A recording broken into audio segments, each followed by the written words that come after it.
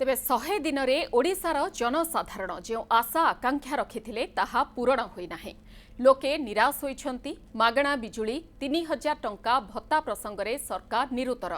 सुभद्रा योजना रे पूर्वरु कहिथिले 50,000 देबे बोली किंतु ताकू 5 वर्ष जाय नेलेनी।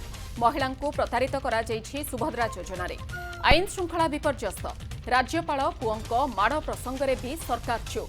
प्राचुर्यपूर्ण ओडिशा केबे गरीबी भितरे रही पारिबो नाही किंतु प्रत्येक क्षेत्र को गोटे मास भितरे अवहेला करा जायछि।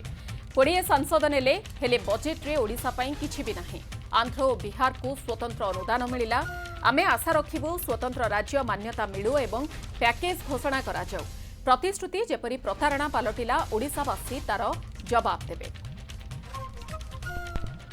जो सब प्रतिश्रुति देकी ए सरकार आसीथिले शासन गादी की 100 दिन भितर आपण जो 4टी मुख्य प्रसंग उपरे लोक आस्था रखिथिले जे नाई आमे गोटे नूतन सरकार देइचु निश्चित भाव में जहाँ जहाँ निर्वाचन प्रतिश्रुति देइथिले ता पूर्ण हबो से आज निराश रे परिणत होइछे। आपण देखंतु गोटे कथा मागणा बिजुली कथा कह जाइथिला एवं से बाबद बोधे सरकार भूली गलानी एवं द्वितीय रे 3000 टंका भत्ता कथा कही से बाबद संपूर्ण भाव में निरुतन।